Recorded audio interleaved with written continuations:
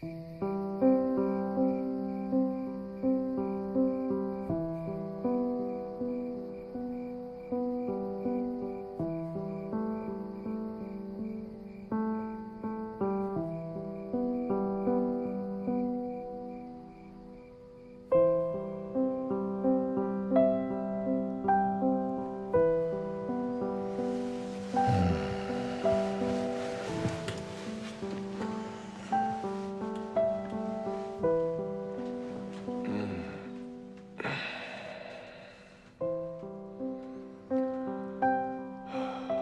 you.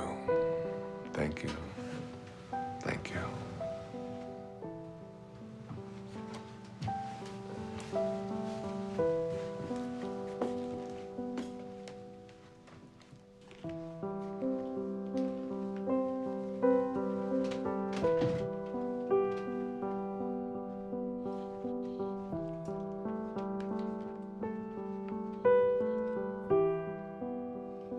Thoroughly unprepared, we take the step into the afternoon of life.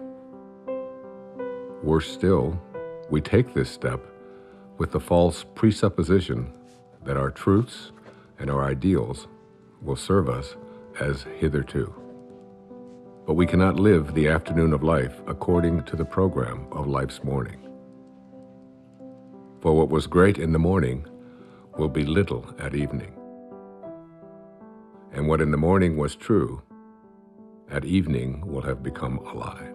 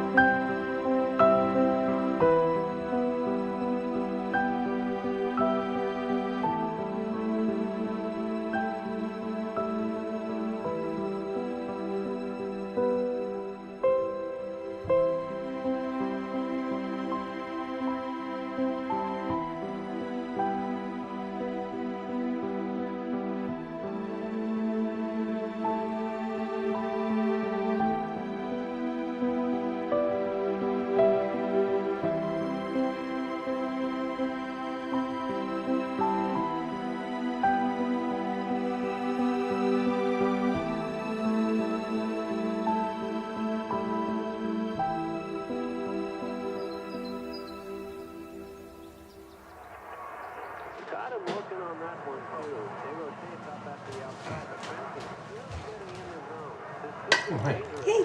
Thanks, honey. Oh, hey, could I get some cream? Sure. Sorry. Didn't see it there. Thanks. Okay, we're all packed. I got the snacks, got Jason's prescription, boarded the dog, car payment, called the neighbors. Hey, Jack. Jack? Jack, I need you to turn off the video game and come downstairs and have breakfast. We're gonna leave in a little bit. Let me just finish this level. Okay, fine, but then we're unplugged all weekend, got it? I don't even know what that means, unplugged. It's a very sad commentary on our life. Hey, sweetie. Time to get up, sweetheart. Is it tomorrow? It is tomorrow. It is, and we're gonna go on vacation, and we're gonna have so much fun, but we gotta miss the traffic, so let's get going.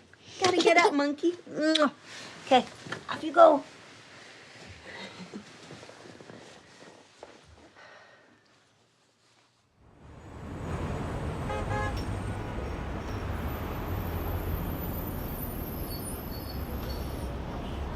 You're overreacting, Larry. I don't know what they can do. They can do a lot of damage to your image, Chad. Now listen, you have a brand to protect. More development can't afford lawsuits from environmental groups. This just isn't the right climate for that kind of stuff. What are you suggesting? I suggest you decide on some sort of compromise, or we'll be tied up in court, and you won't be able to start this project at all. You know, why didn't this come up when we did the impact report? I mean, for God's sake, we're talking about a tree. No, it's more than a tree. Chad, your pre-sales are already dropping, and now you're giving off the appearance of being insensitive. I am insensitive. It's a tree. You're paying me a lot of money for You know advice what, that you're not Larry, listening we'll to. talk about this later. No, wait a minute, Chad. You're charging me Chad, by the please, minute. I'm hold on. hanging up now. Don't hang.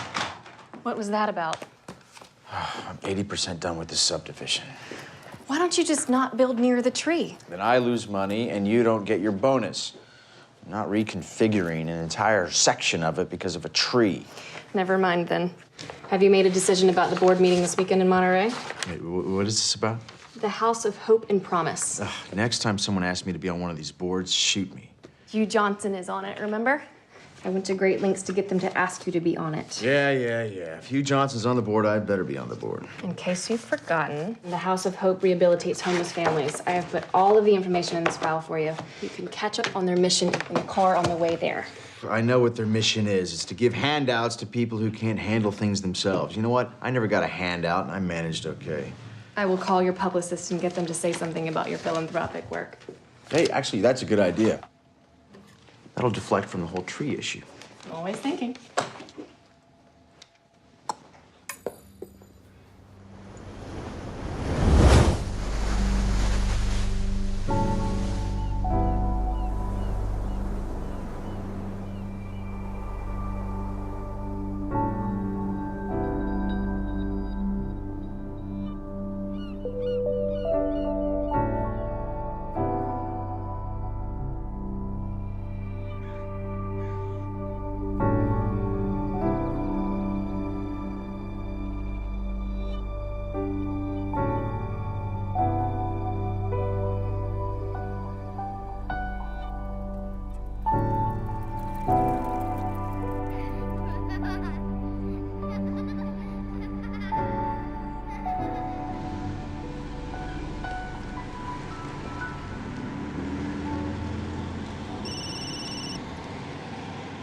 And I need to find where the director's cottage is, so. Hello? You gotta get a new van, bro. Yeah, what happened? Is it? Well, it's kind of hard to hear you. The reception's shoddy up here. What do you mean they're reconsidering?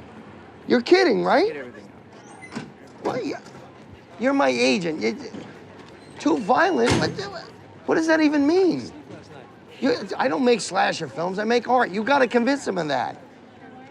Do they even know the talent we have on this?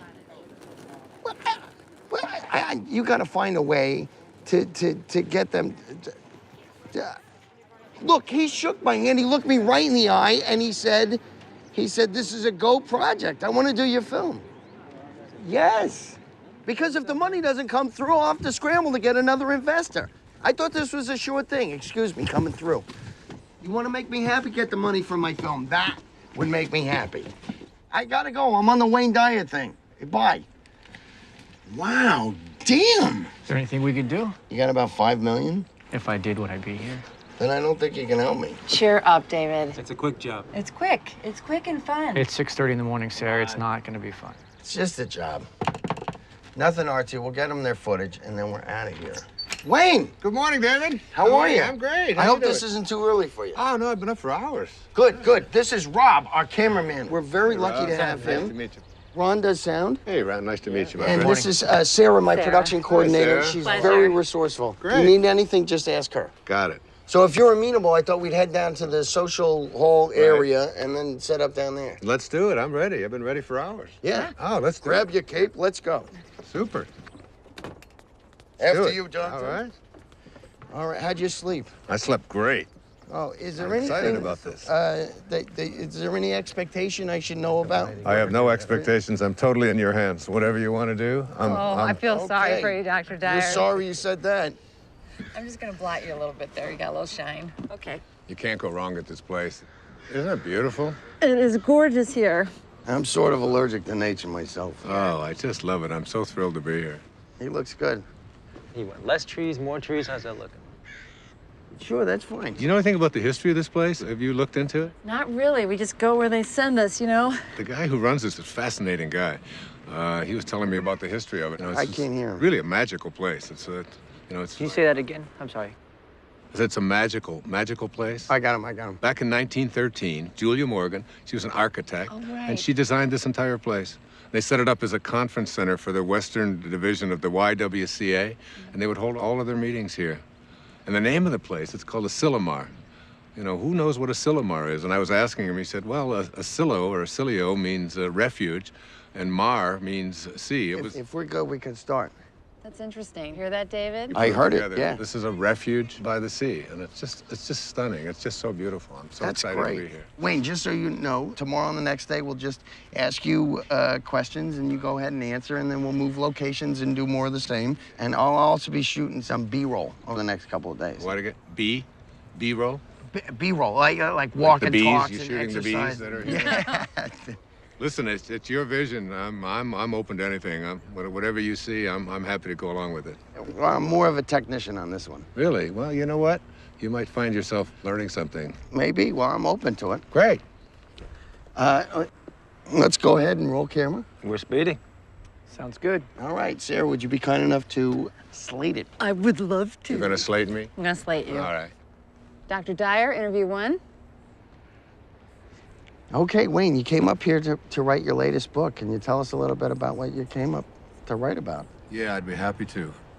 One of the things that has intrigued me over the years is so many people coming up when I talk about purpose and finding meaning in their life is what is my purpose? How do I find it? It always seems to be eluding me. I can't seem to get there. I've always felt that the real purpose of life is just to be happy, to enjoy your life, to get to a place where you're not always trying to get someplace else. So many people spend their lives striving, trying to be someplace that they're not. They never get to arrive. One of the ways to understand about how to find your purpose in your life is to return to nature, to find your own nature. I wrote a book a few years back called Change Your Thoughts, Change Your Life, which was based upon the ancient teachings of Lao Tzu in a book called the Tao Te Ching. Lao Tzu reminds us that all being originates in non-being. Jesus put it this way in the New Testament, it's the spirit that gives life. That you didn't really come from your parents. You really, all of us came from this place called spirit. And when you showed up here in this world, you showed up here from a tiny little drop of human protoplasm, a speck, if you will, and everything that was in that little speck that became you, everything that you needed was in that tiny little speck.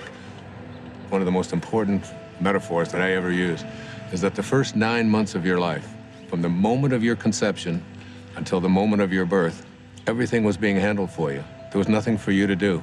You don't get consumed with the color your eyes are going to be or what your body is going to look like. It's all taken care of for you. You just surrender. I call it a future pull.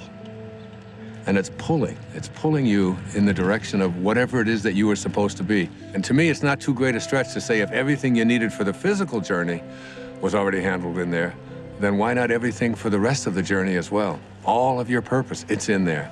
All of what your personality, it's in there. Everything that you were to be, not just the physical you, but everything, if you just let go and allow. And so we're born. And we look at this beautiful little creature. As parents, I have 8 children. I've seen it happen many times. And you look at this beautiful little child and you look at it and you say, great work, God. Great work. Couldn't be any better. We'll take over from here. And then we're surrounded by all these people, our family, our culture, wherever we go. And we begin to be told that we can't really trust in who we are. Stop it, no, give that to me. We have to trust in something outside of ourselves. And we're on a journey towards ambition. Once you begin to say, we'll take over from here, you introduce something, you just take this perfection and you just edge out the Creator. You edge God out. E-G-O, ego. This ego is the part of us that starts to tell us who you are is not this perfect divine creation, this piece of God that you came from. It doesn't say that. It says who you are is what you have. It begins with things like our toys, and then our bank accounts, and then the possessions that we have. Before you know it, we begin to identify ourselves on the basis of our possessions. We begin to take on a set of beliefs about the more that I have, the more valuable I am as a person. And so we spend our lives taking these young children and immersing them in a culture that emphasizes more. It becomes almost a mantra of the ego. You have to have more. And the more you have, the more you are aware of how much other people are trying to take it away from you. The more you get consumed with, how do I protect it, and how do I make more of what I have? The dilemma here is that if you are what you have and things go away, then who you are also goes away in the process. Going somewhere? Yeah, I thought I'd come with you. Why? Why not? Because this is a work thing. I'll be in meetings all day tomorrow. I'll have nothing to do. Doesn't matter if you're busy. I'll go shopping or something. I'll be fine. Hi. Sorry, we won't be needing you after all. Thanks, you can go. What are you doing? Come on, it'll be a beautiful drive. Which car should we take? You are not coming, and I do not want to drive. I want to be driven because I have work to do. Okay, well then I'll drive. Let's take the Porsche. Denise, the place I'm going, it's not the kind of place you're used to. It's rustic. I think I can handle it, Chad. I know how to rough it. You know, I don't understand the sudden desire to spend time together. I just want to get away. Would you prefer I got my own room? Okay, what's wrong with you? Maybe I'm interrupting something. Oh, come on. Are you meeting someone out Of there? course not. Look, I don't even want to go to this thing. Well, then all the more reason I should go with you.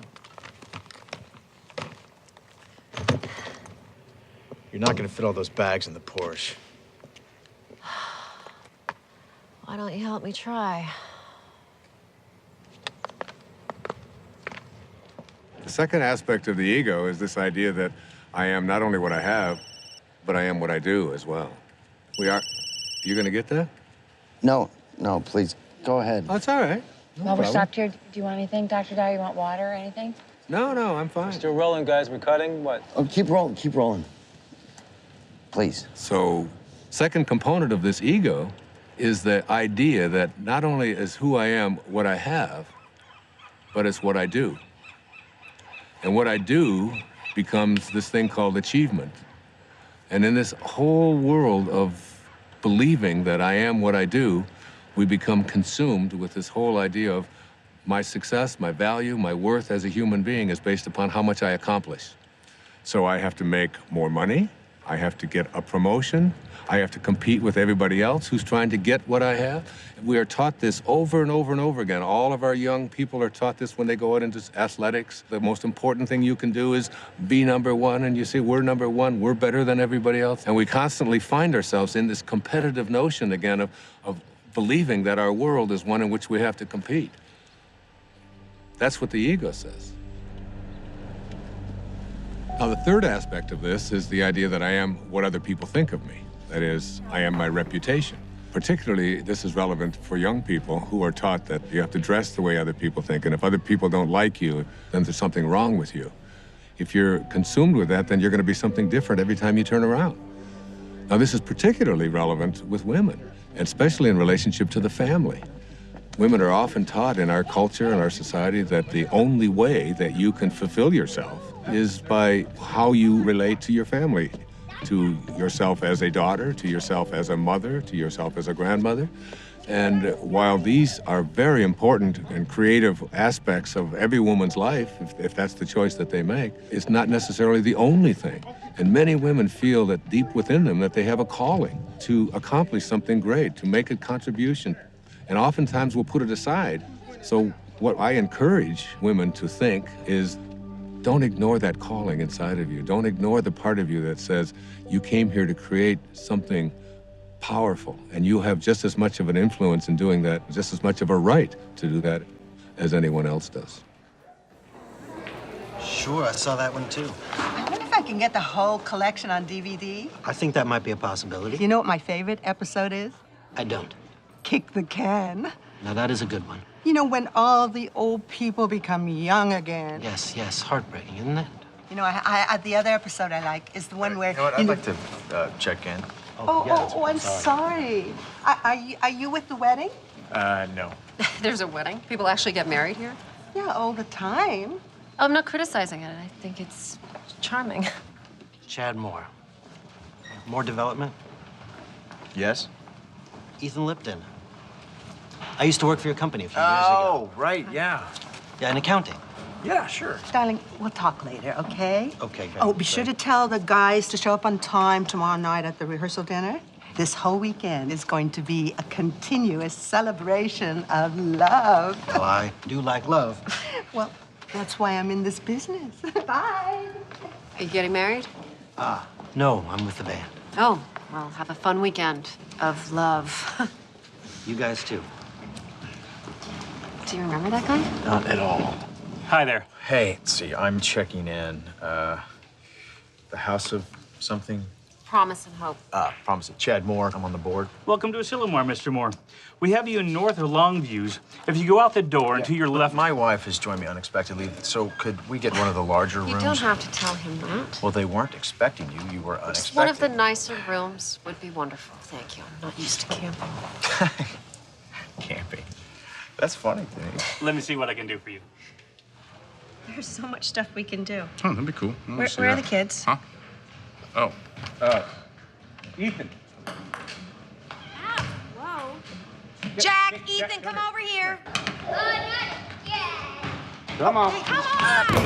Get over here! Come here, troopers. Take you and you go with your mom. Stand on my toes. Yeah, and also something away from all the noise would be nice. I do have a room on the first floor in the lodge building. Yeah, No, something higher. Of course, Mr. Moore. I do have a room on the second floor. Higher than that, please. I'm afraid that's about as high as we go here. You're kidding. What a waste of real estate. I think you'll like this room. It has a balcony. All right, if you say so. Give me a second. Give that to your mother. Give that to your mother. You heard her. Hand it over. I said we were gonna be unplugged this whole weekend. Do you guys just want to go home? No, we're not gonna go home. It's no fun. Come here. Stand with me. Here, jump on my feet. Jump on my feet. I'll lift you up. There's no way we can have all these meetings with these kids running around and screaming. Have a great stay. Look, I don't need to be having this conversation right now. I don't have time for this. I can't deal with this right now. It's not... We move into then the later parts of the ego, which talks about something called separation. And the ego has a very strong belief system that who I am is separate from everybody else. And then another component of the ego teaches us that I'm also separate from everything that's missing in my life, from all the things that I'd like to have. And then finally, the ego teaches us the most egregious error of all. It teaches us that we are separate from God. And one of the simple constructs that you learn in the afternoon of your life when you shift into the meaning phase of your life is to realize that you came from a source. We can call it God, we can call it Tao, it doesn't matter what we call it. And that this source is everywhere. There's no place that it is not. It must be because it creates everything. Everything comes from this source. Then it must be in me. If there's no place that it's not, it must be in me. And if it must be in me, it must also be in whatever it is that I feel to be missing from my life. If you know that, then in some way, everything that's missing from your life that you would like to have, you're already connected to it in spirit. And all you have to do is figure out a way to align yourself with that and have a knowing that you're already connected to it. You just have to bring it on its way in the way that you think and process. What was that out loud? Yeah, you just said that out loud. Sorry. That's okay. Sorry, it is go intense. ahead. There's no question about it. It's very intense. Please continue. Okay. I was saying that as we move into the afternoon of our life, we take the same ego constructs that we learned in the morning of our life, which is all about competition, winning, being better than everybody else, and we try to apply these same constructs to the afternoon of our life. And what happens is we end up living a lie. For what was true in the morning, in the evening, has become a lie. The problem is we don't really know how to move into the meaning phase of our life. This is when we have to learn to go back to those first 9 months, from the moment of our conception until the moment of our birth. Lao Tzu speaks about this in the Tao Te Ching. Let yourself be lived by it. He says that the Tao does nothing. It's leaving nothing undone. This is where we have to get to a place where we can surrender and have a knowing that we're not alone and that we're going to be guided and that we have a nature and that we can trust in this nature. It's not something that we have to always be struggling with. It's not something we have to be in charge of. Literally, think about it. Let yourself be lived by it rather than you taking over. But as we move into the meaning phase of our life, what's happening is we begin to think about fulfilling a dharma, fulfilling a destiny, fulfilling something inside of us, a calling that only we can feel inside of us. No one else can tell you what that is. But if you feel it and you know it, winning and being ahead of other people takes a back seat to feeling fulfilled and living your life on purpose.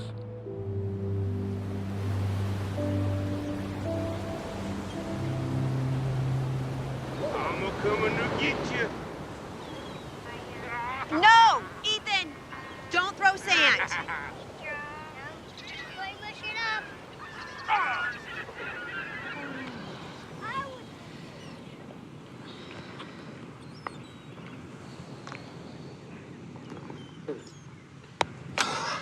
Hey, we got anything to drink? Juice box. Sure. I'm gonna go back and get some more sunscreen. Really? We got clouds.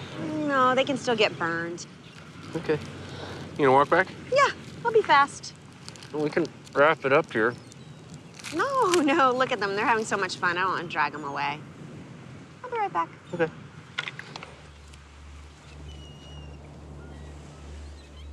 You got some great stuff. Well, I think it was a good start. I think it really was. I think you're going to see this thing come together in some unexpected ways. You're going to be surprised. You really are. Directors don't like surprises. Well, you're in for some. Great. I'll see you in the morning. I look forward to it. Thanks for everything. It was great. Thank you. Thank you, guys. Thanks for everything. Yeah. Thank you. You're welcome. See you later. Yep. Okay. See you tomorrow. Thank you.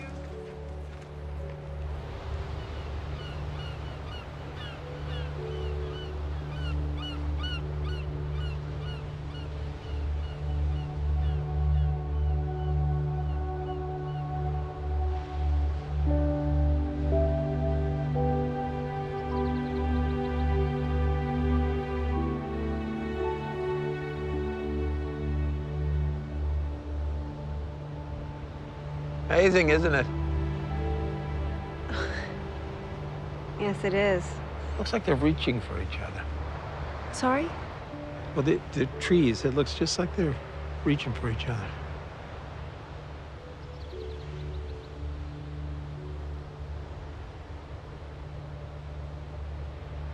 Yeah, you're right, it does. The whole place. It's like a different painting every day. You know, you're very fortunate to work here. I know. Hey, you want a lollipop? Excuse me? It's root beer. You like root beer? Actually, I do. It's root beer, but with a little bit of licorice. Thank you.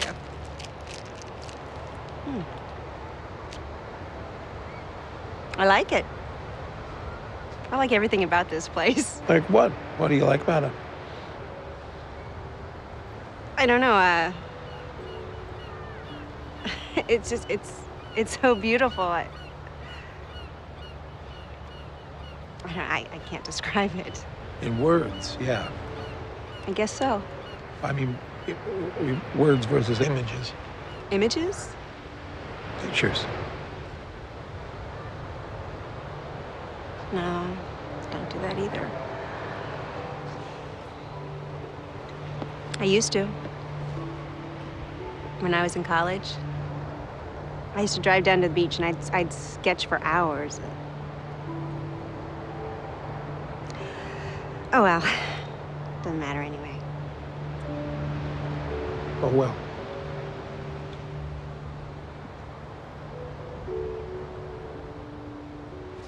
Hey, Mom. Where you been? What? We got cold. You eating a lollipop? I am. You got any candy for the kids? No, I'm sorry. Oh. That's all right. Let's go back. Come on, buddy. Let's go. Yeah. All right. It's okay. Here. I don't get it, to be honest with you. That really doesn't surprise any of us, David. Seriously, if I didn't have ambition, nothing would get done. Is that supposed to be a comment about us? You have a napkin, please. You know what I mean. Like we're supposed to sit around and wait for things to happen to us magically. There's nothing wrong with a little magic in life. I can't trust magic. What I can trust is my own will to get things done. That's my main problem with what Dr. Dyer's saying. Okay, he's right there. You want to keep it down? He didn't hear me. Dr. Dyer, you want to come hi. join us? Sure, I'd love to. How you guys doing? Great. Good. This chicken's great. Good, good.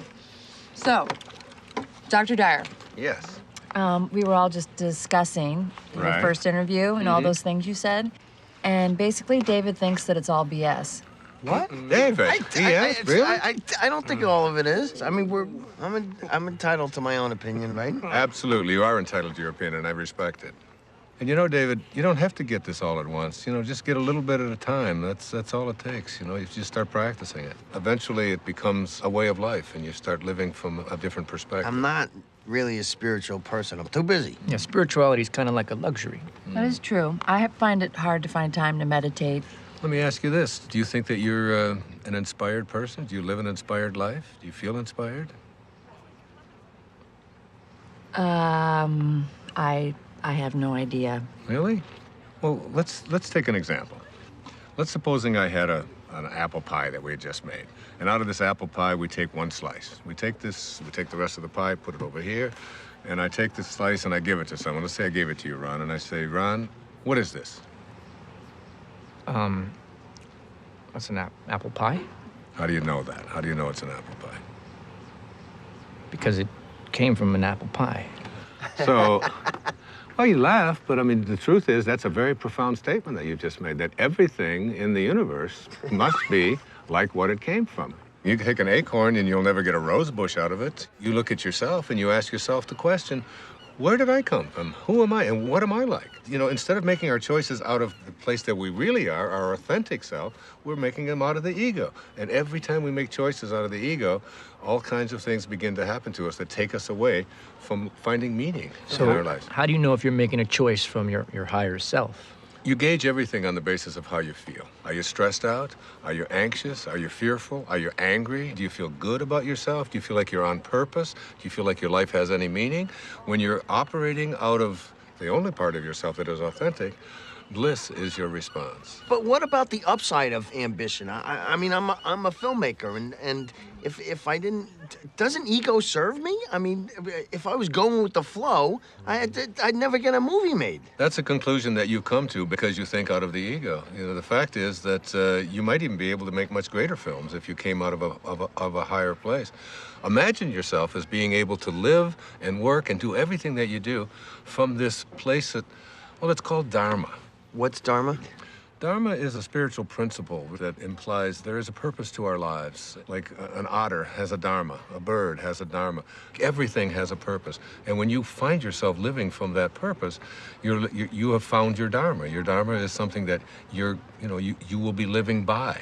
And rather than constantly using the ego, you will begin to say, this is what I'm here for. It's like, I call it a calling. It's like an inner calling. How do you know what your dharma is? Like, what if you can't even find your dharma? Yeah, I can't even find a date, let alone my dharma.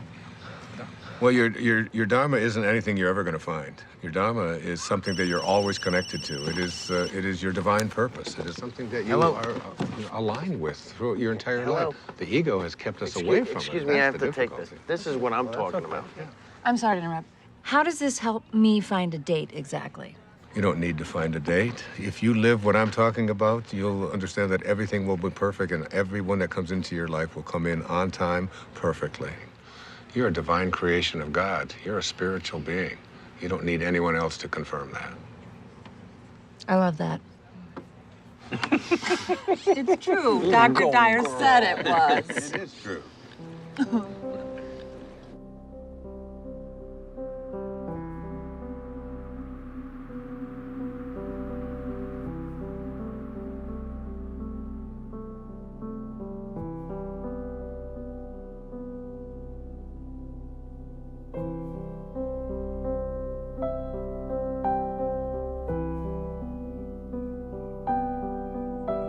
You know, I don't want you to think that I don't appreciate what you're saying. I do.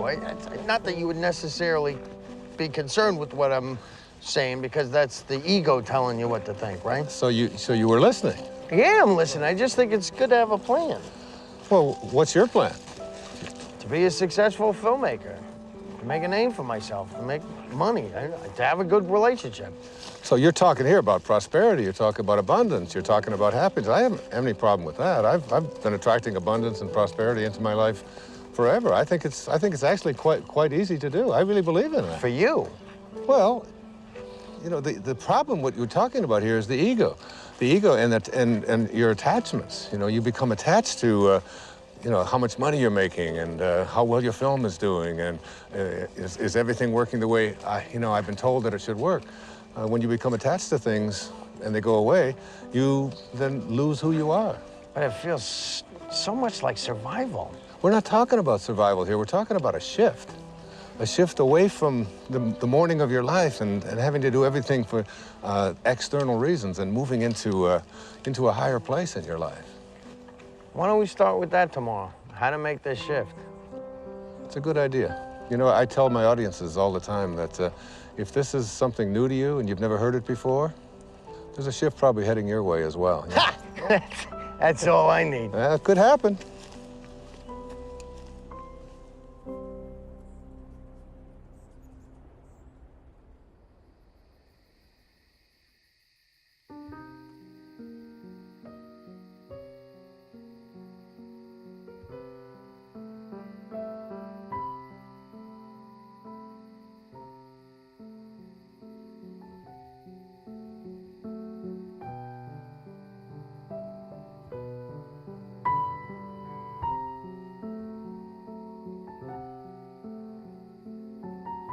When great thinkers talk about union with God, there's this theme that comes through. It's about being in silence.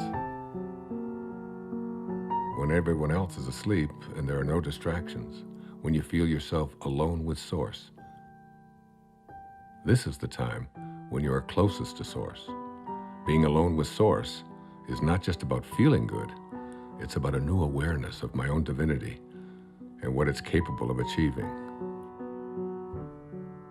It's all about returning back to the place that you came from. T.S. Eliot has a great quote, "We shall not cease from exploration, and the end of all our exploring will be to arrive where we started and know the place for the first time." I got a cut. Wayne, hold there for a minute. Hold there, Wayne, for a second. What is it? It's a bad angle. I gotta be lower. How long? 5 minutes. Wayne, take 5. Just hang there. We're readjusting the shot. Absolutely, no problem. You want some water, Dr. Dyer? No, thanks. I have an ocean here. Finish that test real quick. Hi, you've reached the office of Alex Chase at ICM. Please leave a message for Alex or Jason at the tone. Thanks. Alex, it's David. Call me back when you get this. I'm getting a little antsy. I think we should have heard by now. What did the executive say? Do you know anything? And why haven't I had a meeting yet? See the difference? Yeah. Call me back. I'd appreciate it. Wayne Dyer interviews day 2. Rolling. Okay, we'll start with the transition from ambition to meaning. Great, it's a good idea. I can give you an example from my own life. It might be helpful. When I first started writing, I was very blessed to be considered, quote, successful. My motivation very often became how much money was I going to make on this book? What was my next contract going to look like? How many weeks did it appear on the New York Times bestseller list? What position was it? Did you get on The Tonight Show? Did you get on The Donahue Show? Hold on, I'm confused. Yeah? Yeah, if you were a success, who cares what was motivating you? Well, I guess you begin to change your definition of what it is that constitutes success. I mean, success can be identified in those terms, and there are other ways to look at it as well. But there's people listening to you. I mean, where would you be if you didn't initiate it? I mean, it got you started, right? I'm sorry to interrupt. Are we switching to a Q&A format? I'm just curious. Sorry.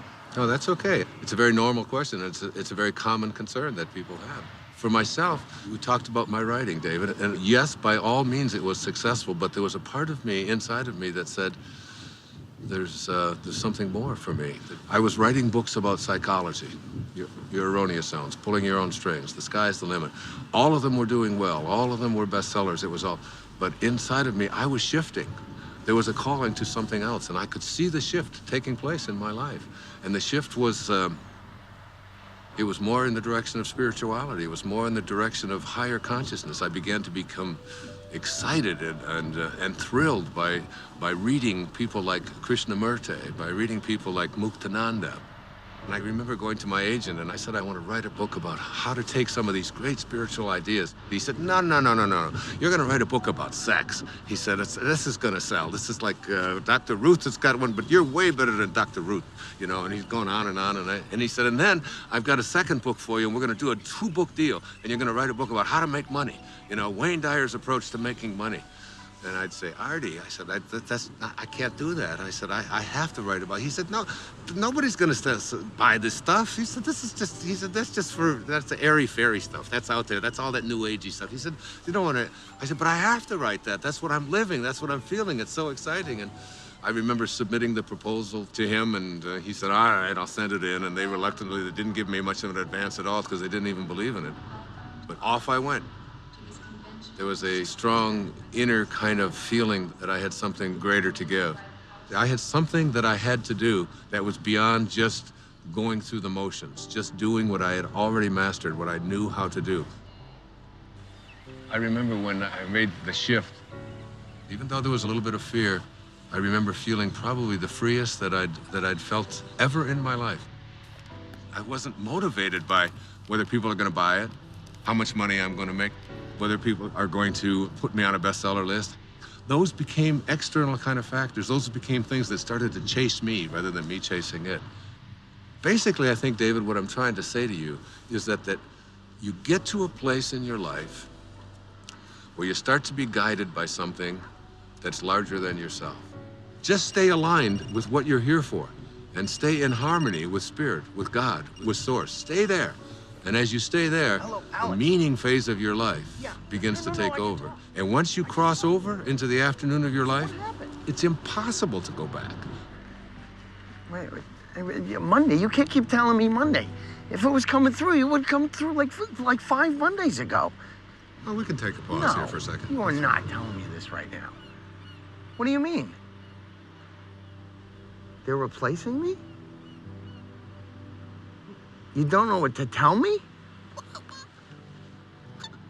This movie meant everything to me. I bought them this movie! It's my movie! This movie meant everything to me! Damn it! Okay, this would be a great place to break. Is he okay, you think? I think he's gonna be fine. Let's just call it lunch. Okay. Everybody get something to eat, okay? And then as soon as I...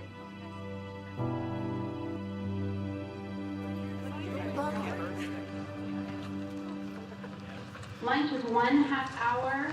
If anybody is interested in the Marin County project, please engage. Hey, you up for a late game of golf? Oh, absolutely. Okay, I'll reserve it. Thanks. You know how long this meeting's gonna last after lunch? I don't really know. I think they're saving some of the big items until the end. Like what? Well, they're $1 million down in the San Francisco project. The contractor underbid, now they're over budget. You know what? Listen, you can catch me up on all that stuff this afternoon when we play golf. You're not coming back? Oh, no, I am. I'm gonna try. I just, got a lot of work to do. See you later. Okay.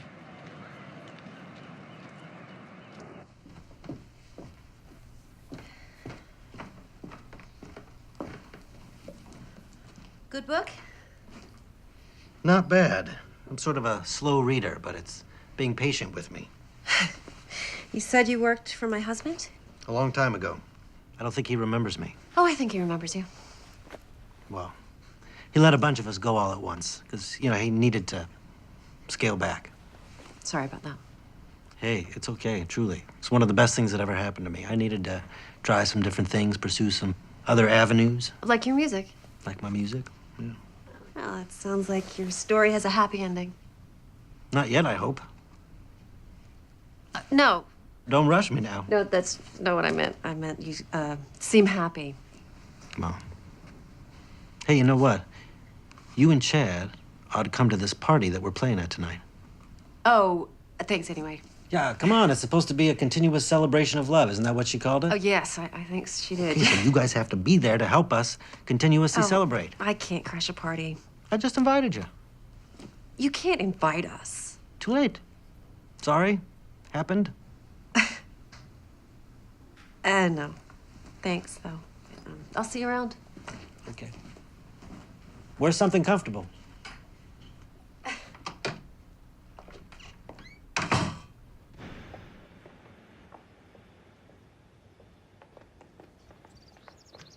Denise. Denise. Hey, slow down. Stop! Oh, hi. Why didn't you stop? I didn't see you there. Where are you going? I was going into town. I thought you were in meetings all day. I was.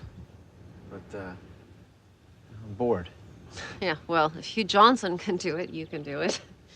No, I'm not cut out for this nonprofit thing. So. Oh, Chad, you just gotta fake it. No, I'm coming with you. What? I said I'm coming into town with you. Honey, I love you, but I don't enjoy shopping with you. I need some me time. I thought we were supposed to spend time together. Right? Look, Denise, I'm not kidding. I cannot take another meeting. I'm coming with you. Whatever.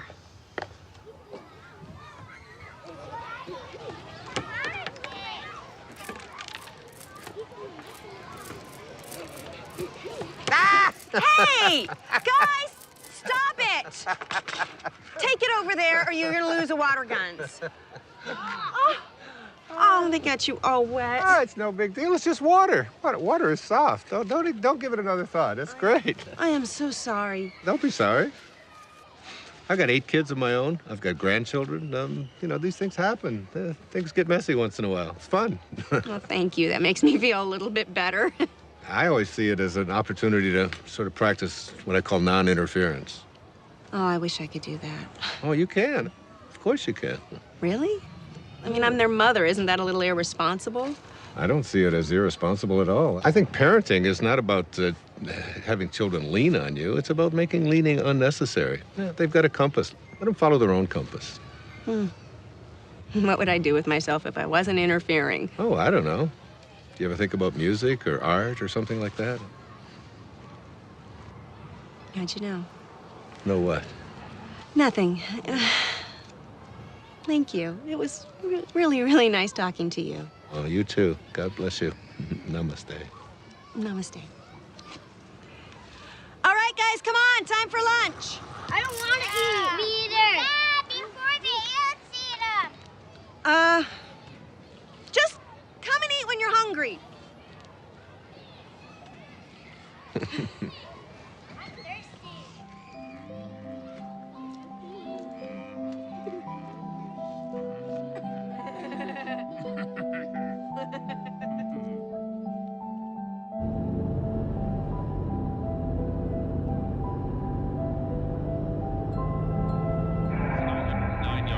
Touchdowns and only 5 interceptions.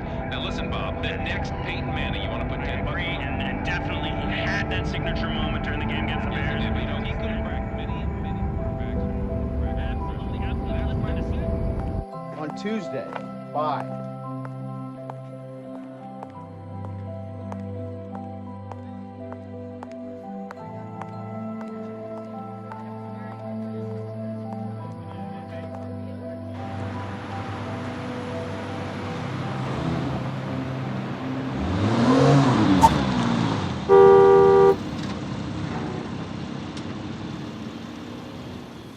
I think I'll return that dress. The one you just bought? The red one. I waited 45 minutes for you to decide if you were going to buy that. I don't think I like it. Then why'd you buy it? Actually, I think I already have it. It took you an hour to buy a dress that you already have. This is exactly why you shouldn't come shopping with me. Oh, I've got an idea. How about if we just not talk to each other at all?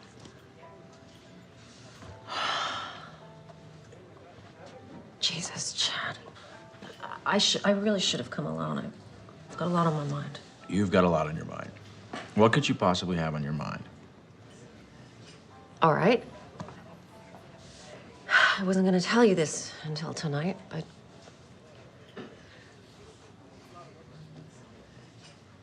What? This weekend is a write-off for you, right? Because you're on the board of that charity. Right. You're about to have another write-off. What's that supposed to mean?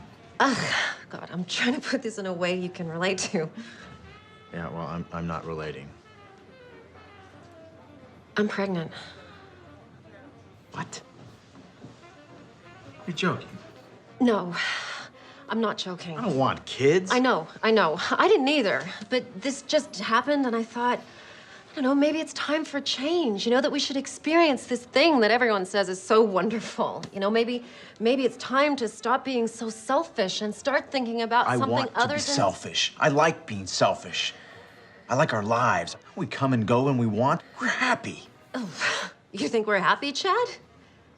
I don't know if we're happy. I mean, God, you're always at work. We never see each other anymore. I'm always at work because I need to buy you the things that you want, Denise. Cars, clothes, houses, everything you want. But still, it's not enough to make you happy. Please, keep it down. I want this baby.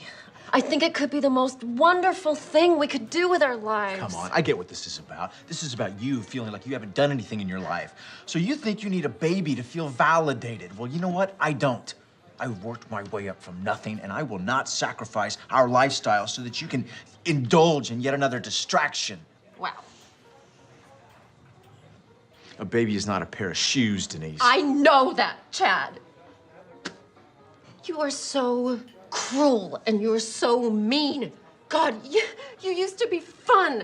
What happened? You planned this, didn't you? It was an accident. Sir, I'm gonna have to ask you to leave. Please. It can happen.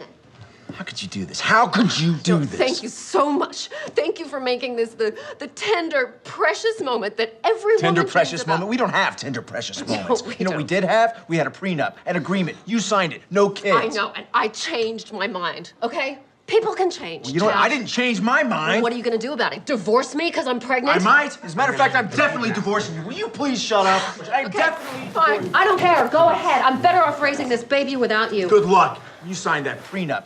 You won't get much. I'll make sure of it. I hate you!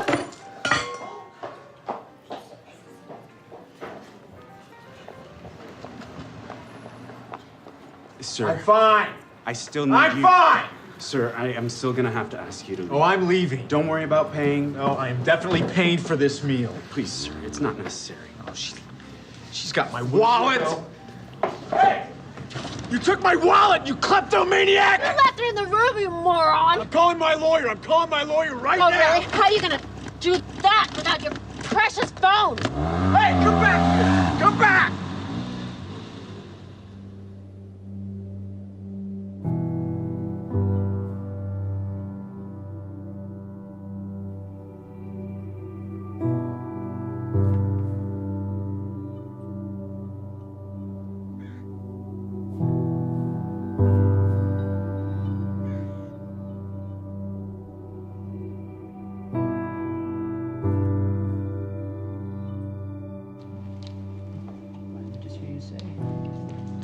Testing. 1, 2, 3. Can you hear me? Great. Okay. Dave. Nice living being in the cold, Hey. huh? It is. You want to stay with the same frame size, right?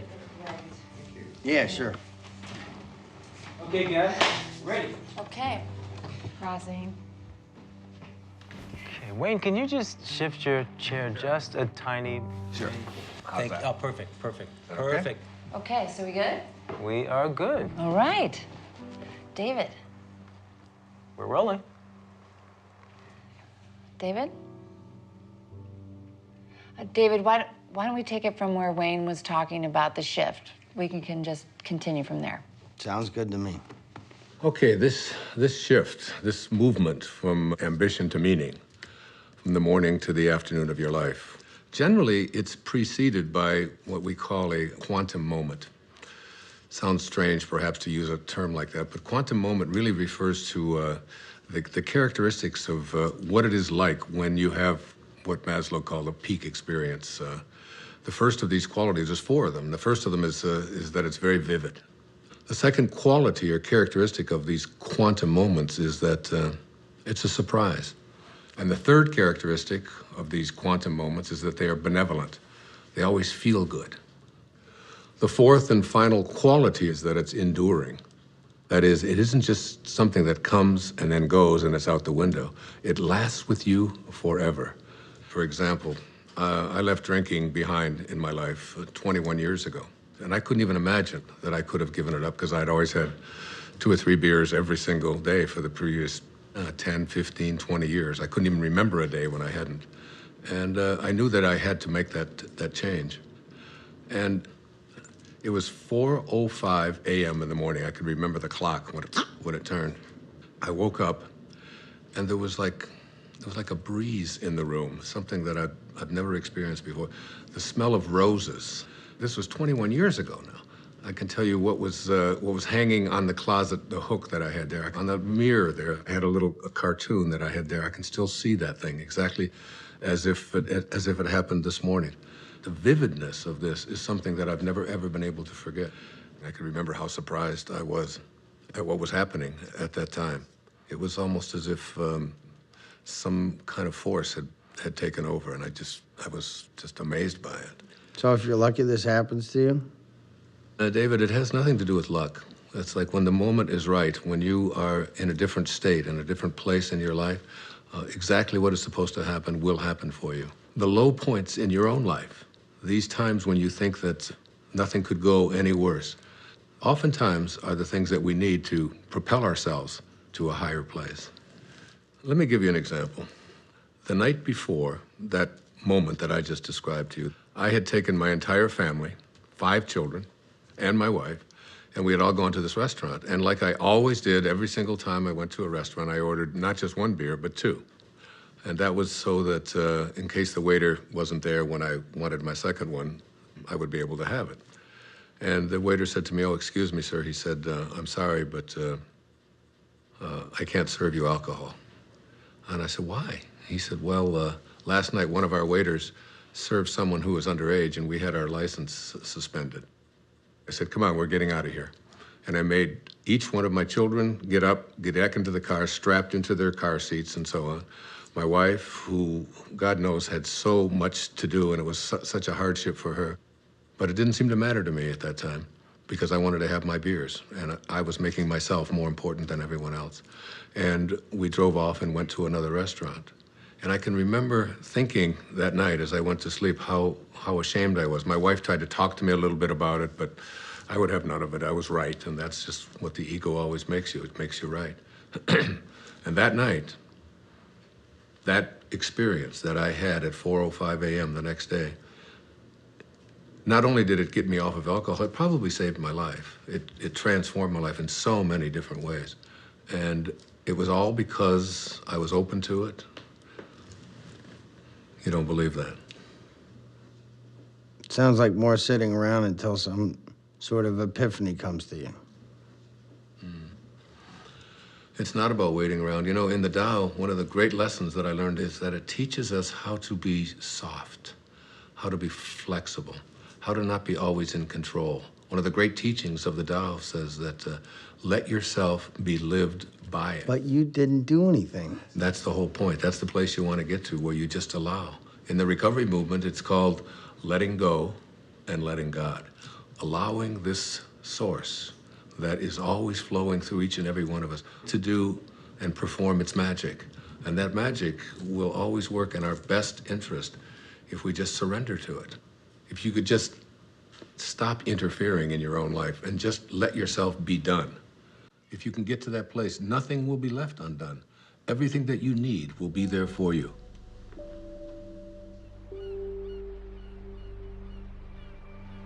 It's mysterious for most of us because we believe that we're the ones who have to do everything. Isn't it interesting that you had everything you needed in the first 9 months? Why isn't that true for the next 90 years? Because we interfere. When I was 19 years old, I was in the United States Navy and as an enlisted man. And I was given my assignment to join the aircraft carrier, the USS Ranger. and it was on deployment in Yokosuka, Japan. So I boarded a refrigerator ship, the USS Vega, in Alameda, California. And just as I was getting on that ship to take my 29-day voyage across the Pacific Ocean, my Uncle Bill Volek, who was a school teacher in Hayward, California, handed me a copy of a book. And the book was a collection of short stories written by Leo Tolstoy. He wrote not just great novels and great stories, but great spiritual literature as well. He was considered to be the soul of Russia. And the first story in this collection was called The Death of Ivan Ilyich. Now, Ivan Ilyich was a judge who lived in Moscow. One of the more important features of this story is his relationship to his wife, who he basically hated because he despised his work. And he felt that she had pressured him and pushed him into doing this, that it was a prestigious thing to do. And he was filled with internal rage and anger at what he had done. The title of the story kind of gives it away, The Death of Ivan Ilyich. You know he's going to die. Now, Ivan Ilyich was lying on his deathbed, and his wife is holding his hand, this woman that basically he despised for all of his life. And he looks up into her eyes, and his last words are, "What if my whole life has been wrong?" And he died. I was very shaken and very moved by that. And I took out a pad of paper, and I wrote a note to myself. And I said, "Dear Wayne, don't die with your music still in you." And I've lived that for my entire life. When you die, you will return to that source, and you will be in that space of love. But the Tao says that you don't have to die to get there. You can die to the ego and live from that space of perfect love while you're here. That vivid, surprising, benevolent, enduring quality that defines the quantum moment that leads us into the shift is really an indication that you're returning back to the source. You're beginning to live from the Tao. It's reconnecting with the field of intention. In Greek, the word enthusiasm breaks down to entheos-iasm, which means the God within. When you have passion, when you have enthusiasm for something inside of you, that's really God speaking to you and saying to you, don't get to the end of your life and have to be able to say what Ivan Ilyich said, "What if my whole life has been wrong?" I can't think of a greater tragedy than that.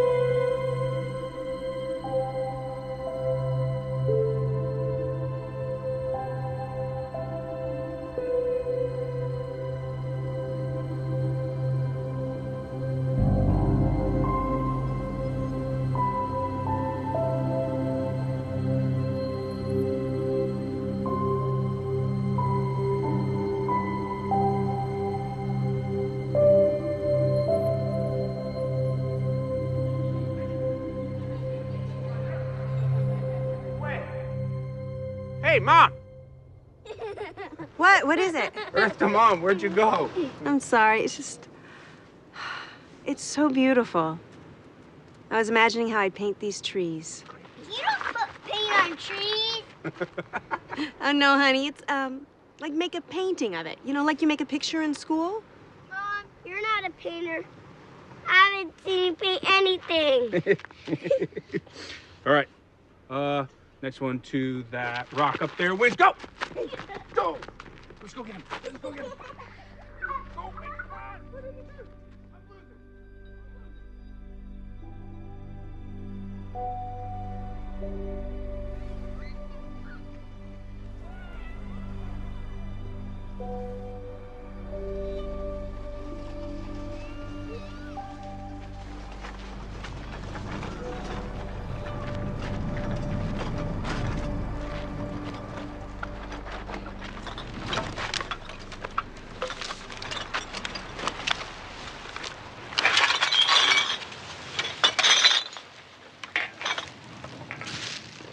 Hey, here's some money.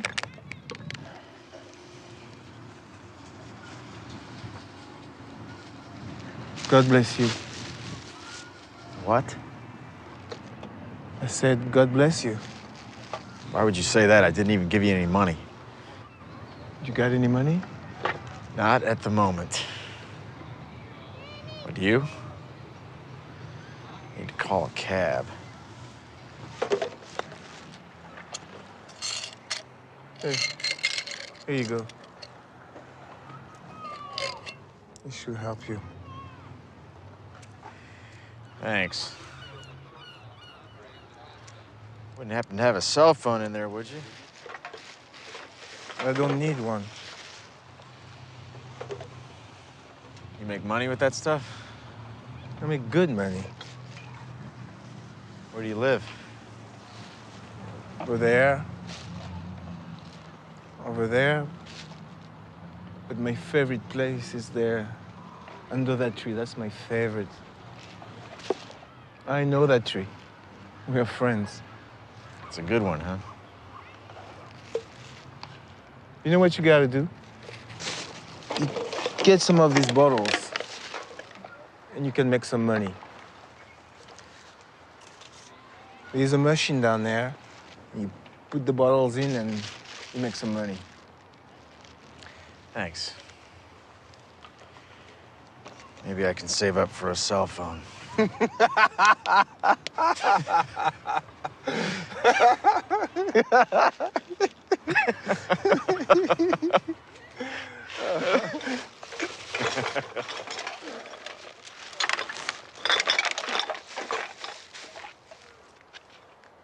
Hey. Do you have some money?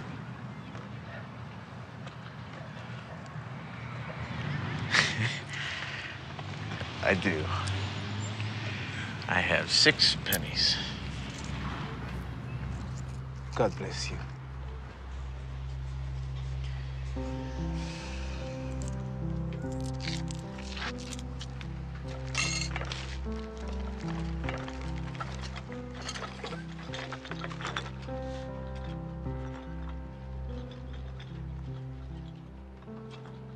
Synchronicities. It's like a collaboration with fate. All of that becomes the norm, and the ego is no longer the driving force in your life. You begin to recognize that there's a powerful organizing intelligence that's in all things, and it's working with you and for you, almost as if you're making it happen by just being connected to your source. The destiny that appeared to be imposed upon you by something outside of yourself is no longer the relevant driving force in your life. You're connected to the source, and it's almost as if this divine organizing intelligence, God, the Tao, whatever you want to call it, it's almost as if it's saying to you, you play the music that you came here to play, and I'll be there to help you overcome any struggle or any obstacle that comes along. And it's not going to be a struggle because Source is supporting you. Yes, hi. Could I get a cab, please, to Monterey Motors? Yes. Thank you. Thank you very much. Bye.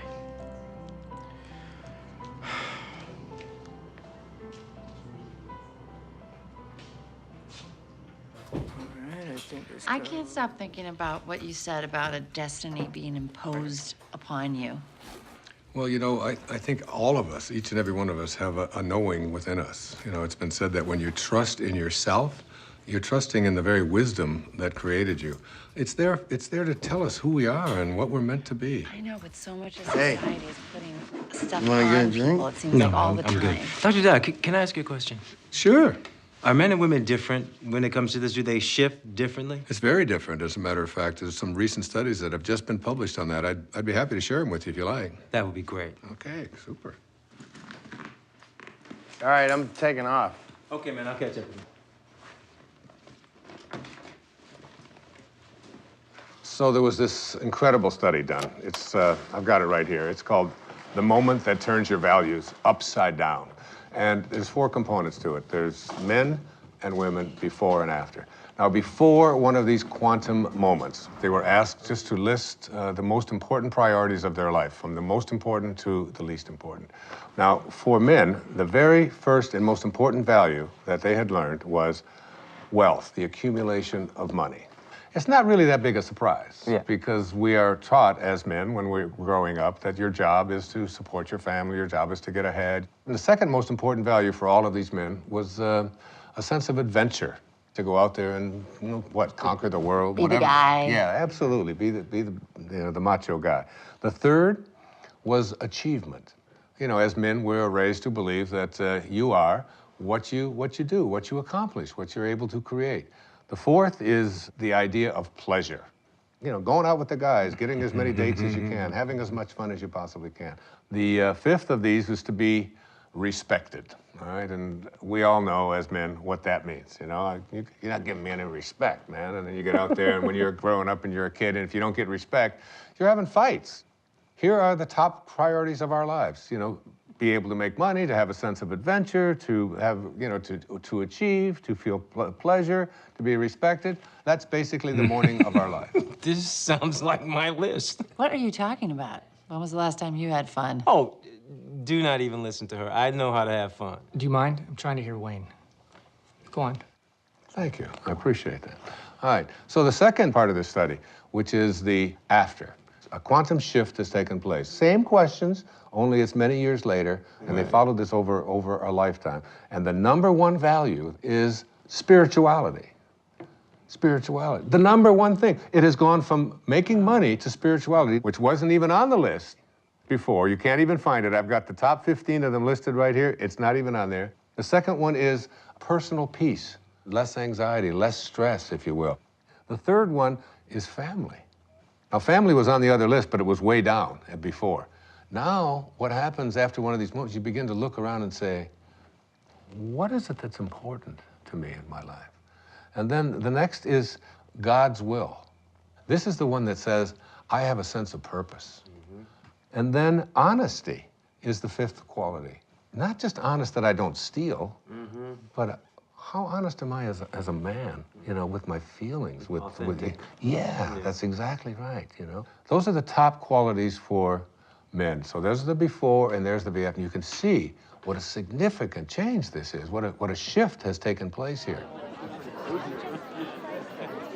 Hey, everybody. Hello.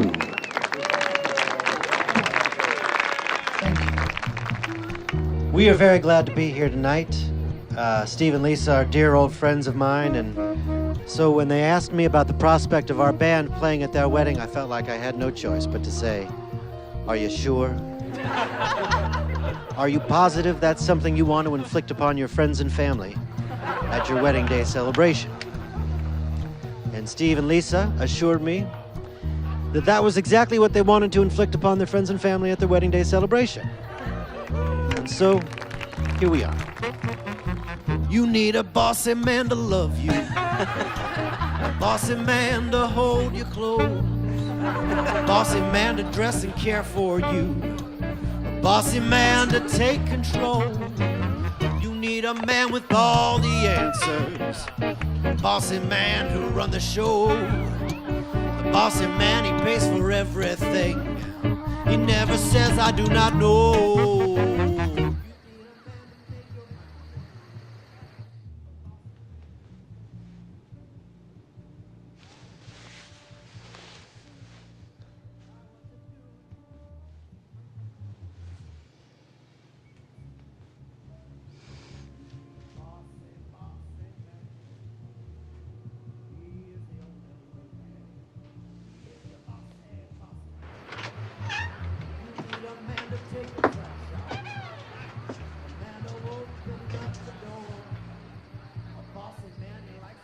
Okay.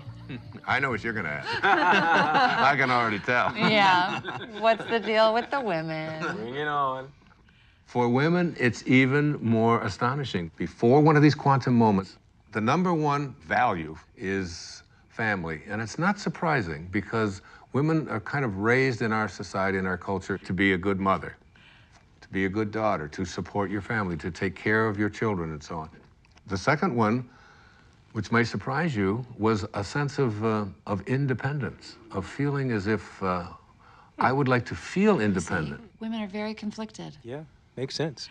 The third was career. Now, very often, women never even felt that they had a right to go for a career because they were obligated to be taking care of their family. And this is not a put-down of that at all. What we're saying here is that there's something more. The fourth quality for women was fitting in, having to be like everybody else and so on. Yeah. And then finally, attractiveness. And this became not just like it's nice to look nice, but my whole values are, and how do I look? And where do we get this? You know what? That is so scary when you break it down like that, because where is it that we learn as women we're supposed to be pleasing everybody else all the time? Well, go on the newsstand. You know, all you see are magazines with pictures of girls with waists this big and, you know, with implants, lots of emphasis on makeup, having the right labels, carrying the right bags and so on. So these became the top qualities or characteristics or values for women before one of these shifts. Oh, I hope the after list is better. Their values shift dramatically. The number one value for women after having this experience, it's right here, is my own personal growth.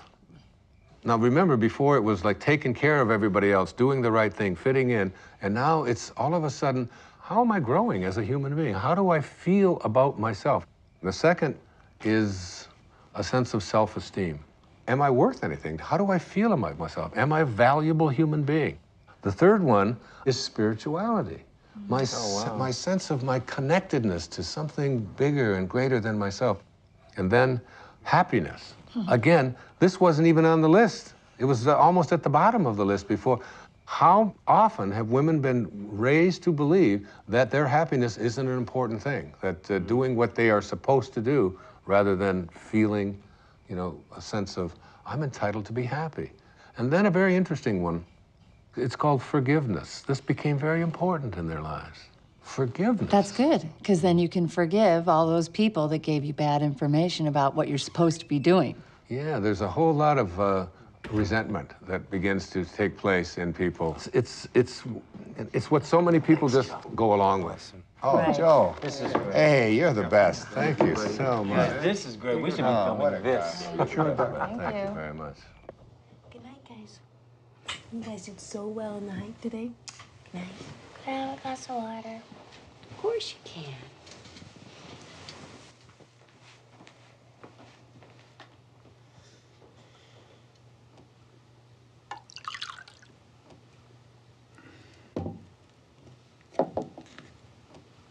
Jason, what's this?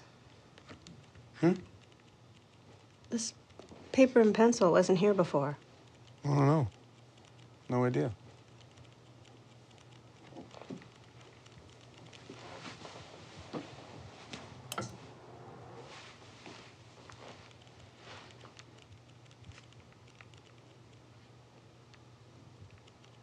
Hey, Jason?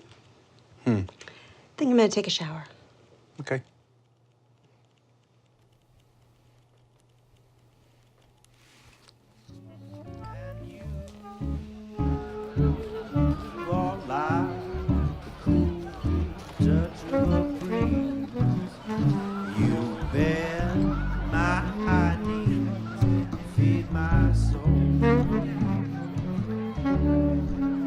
Well, the fauna and the flora are in the grocery store.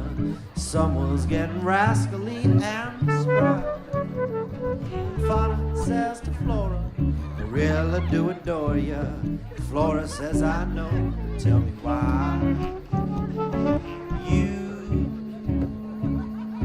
are like one hot spot in the sun after a long winter storm.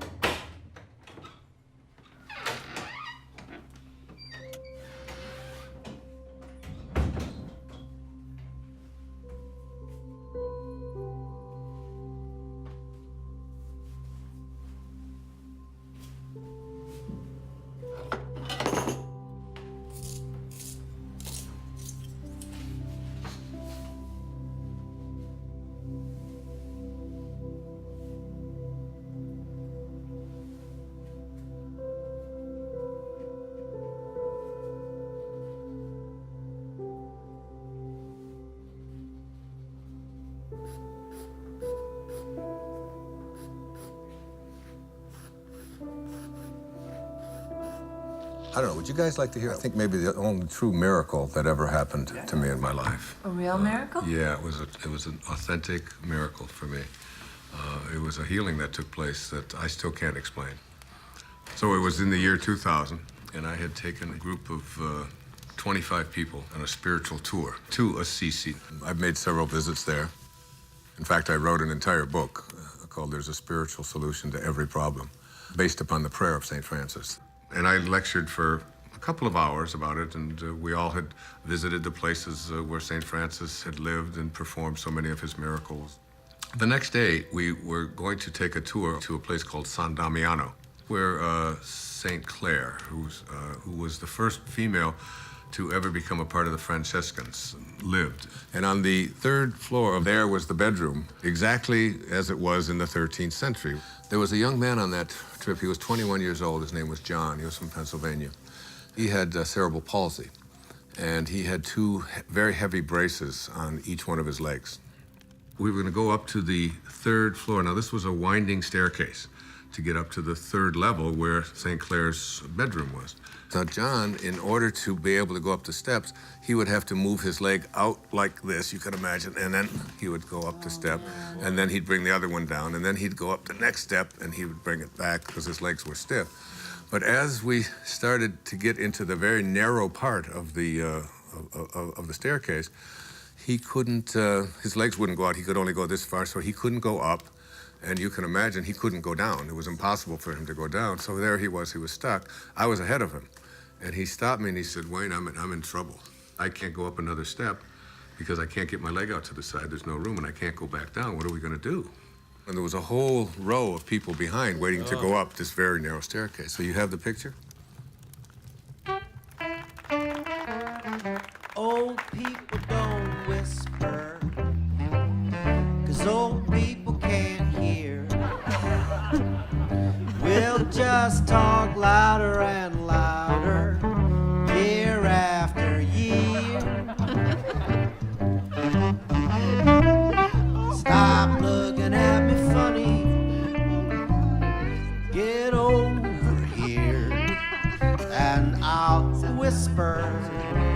You have grape cheese on your chin. Oh, no. Thank you. No. Yes. Old wills grow stronger. Old backs grow stiff. Old feet grow wider and longer. Old dreamers drift. I'm drifting over your way.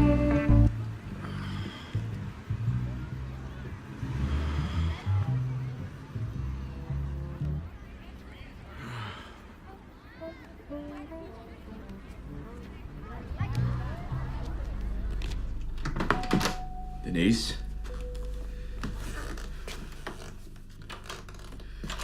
Denise?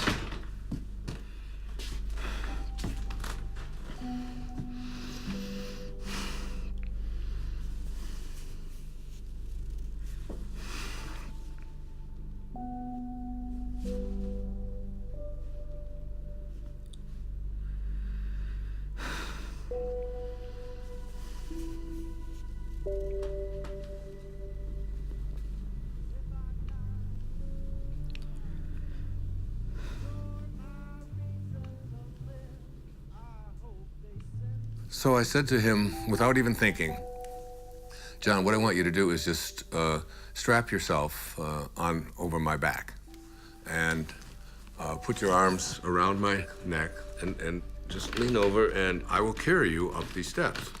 Now, what I haven't told you is that before we went on this trip, I had done some major damage to this right knee of mine, to a point where I had it examined by several orthopedic physicians, and I was told that there would come a time soon when I would have to have this knee replaced because it was down to bone on bone.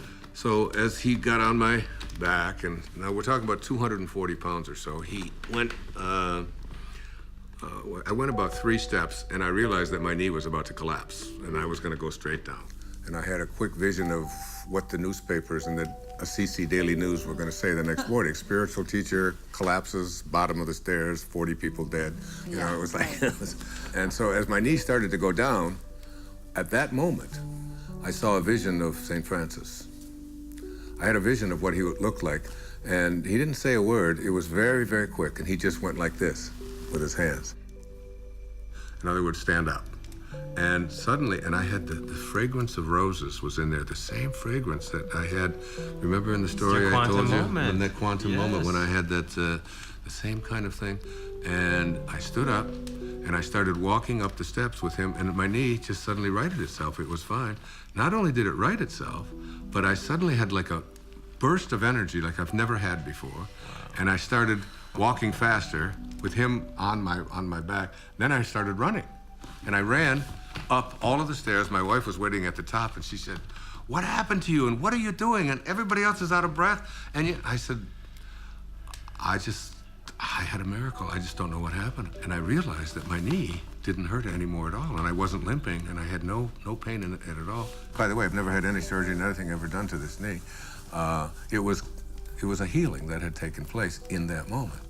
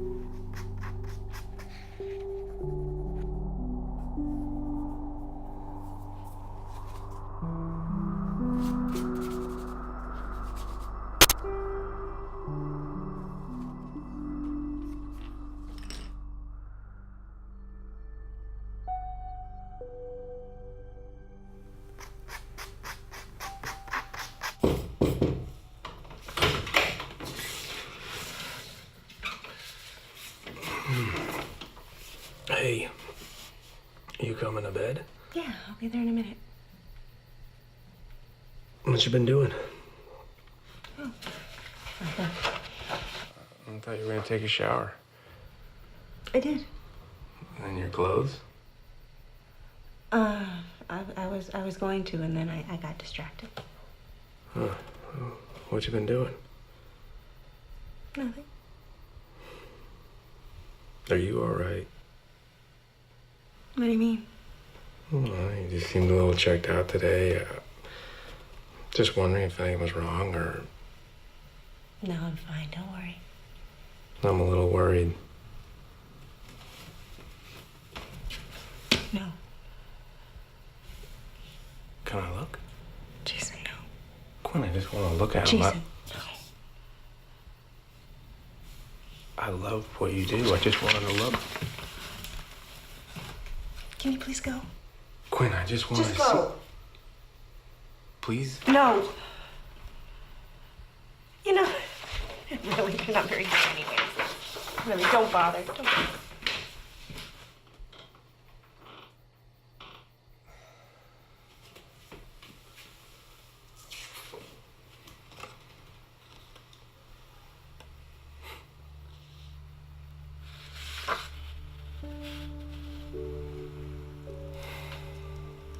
Later on, I started to talk about this miracle, but the thing that I did was, when people would ask me, why do you think it happened to you?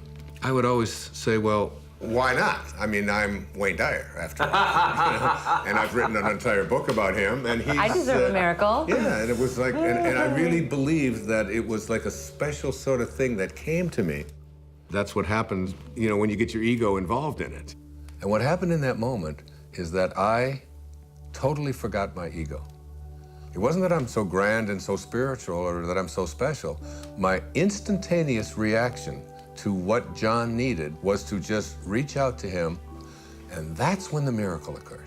In one moment, without thinking, I reached out to a fellow human being in need and forgot about myself. And it was almost as if the door opened, the teachers found me and said, here it is. The best way to have those doors open is to forget about yourself and to reach out and serve. It's always about serving. It's, you know, one of the mistakes so many people make is they just think, well, I'm just gonna attract what I want into my life. And one of the things that I really profoundly believe in, you do not attract what you want. You attract what you are. What you are. I would have been too shy. I'm such an earnest guy. I would have known firm things to say. We ran in such different circles, my baby. Jogged round different blocks. Now we gaze at the moon out the window. Denise, come here. Sorry, I'm so sorry. I should never have done this. Hey, look at me. Look at me. It's okay. No, it's not okay. It's not okay. Everything's going to No, be okay. I did Everything's this. going to be fine. No, you didn't do anything. I knew how you felt. I did this. I did this more than you.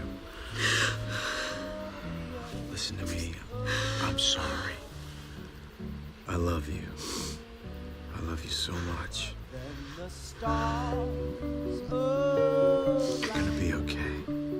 Must have been our time. We found true love while staying at home.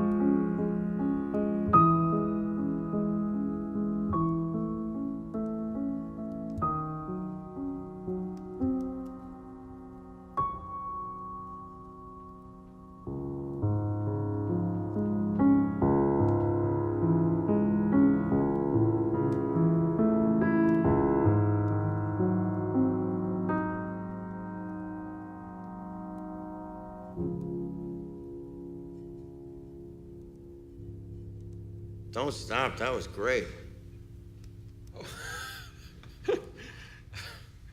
Thank you. What brings you out so late? Or I should say so early. Just couldn't sleep. You having trouble with the filming? No, that's fine. Filming's easy. It's my business I can't handle. Hey, do you know chopsticks? I used to. Ha! Makes me think of being a kid. When I was idealistic. Back when I thought I'd make a name for myself. Oh, hey, don't say that. You have a name. More like a household name. More like Scorsese or Tarantino. Well, hang in there. Anything can happen. Why does it have to be so hard? One minute I have the funding to make my movie, the next I don't. Can't get the money without the talent, can't get the talent without the money. And then they pulled it all out from under me. I don't own it anymore. Seriously thinking career change. That's a good sign. What is? You're giving up. That's good. How do you figure? You can't force these things. Right. And again with the magic thing. What's the matter? What's that? You know, I don't know why I'm telling this to the janitor or whatever you are. I do a lot of things around here, believe me. Play a damn good piano, though. You should think about doing that full time. Well, for a while I thought I would. Yeah, what happened? Well, I started playing when I was very young. I was a natural. And then I got older and I became more aware of people watching me play. And then I started to play more for them than for myself. And then I got very scared that I would disappoint them. So I did. Did what? I disappointed everybody. I would be very clever. I'd go to a recital and I would just play a couple wrong notes on purpose as a test to see if they would still love me the same way. And basically they didn't. It was a long time before I touched a piano, which is it's crazy when I think of how much I enjoy playing. Yeah, I was just thinking that. This would sit for years. I wouldn't touch it. I wouldn't even notice it. But you're a piano player. I don't get it. You don't get that? How could you ignore what's right in front of you? Busy doing other things. You should understand it. Yeah, wait, Yeah. hold that thought. You hear that? I don't hear Hush. anything. Listen. Listen.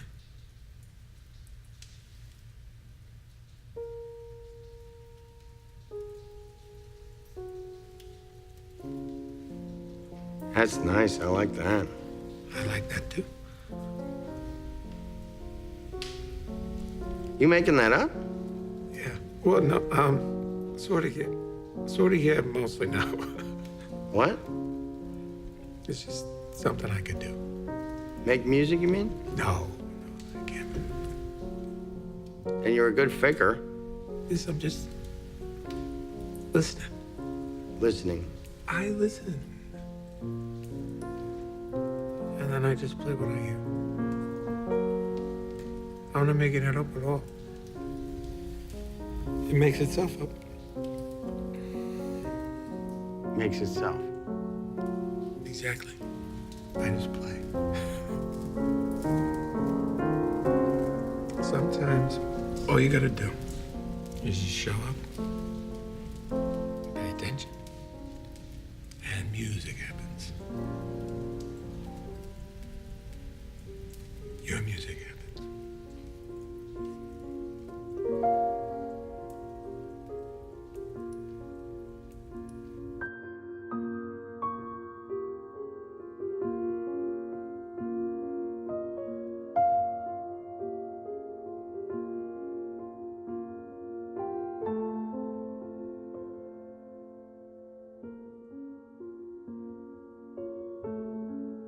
Whatever you're looking for in your life is there for you.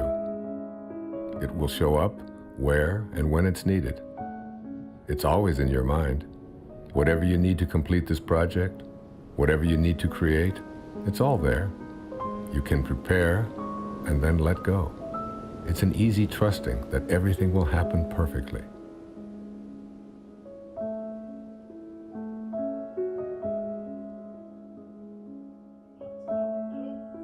Bend forward to your lower spine. Bend your knees. Place your hands on the floor. Move your hips up and down. Right, left, right, left, right, left, right, left. Get your You know lower what? spine I can't shoot it from here. No? No, there's tint. Oh, but we really need something for B-roll. We don't have anything. I'm not the director. I don't know what David wants. Where is he anyway? He's probably sleeping off a hangover. Well, I gotta go in. I can't shoot it from out here. Oh, great. Go in. Go do that. You're not coming with me. Me? I'm not going in there. It's like 200 degrees in there. Okay. And what about you? No way, Jose. I had better get a bump for this. Mm-hmm. You're my hero. Okay. You guys suck.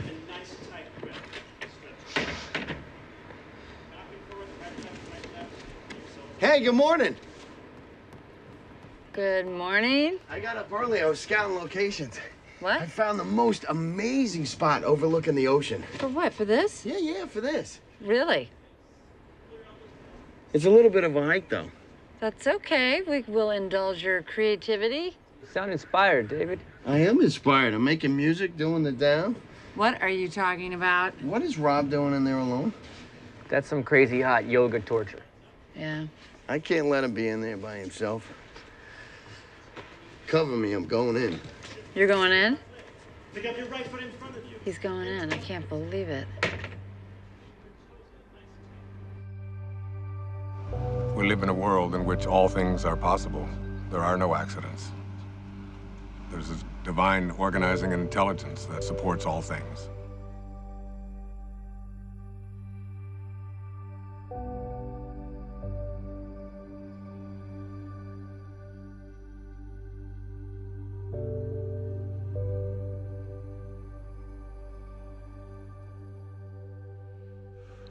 I think you have to get to the place where you're no longer focused just on yourself.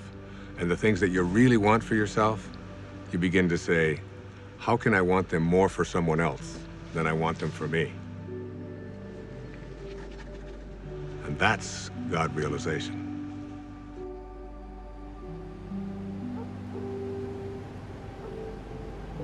One of the things that happens when you move away from ego is that you move from a sense of entitlement to a sense of humility.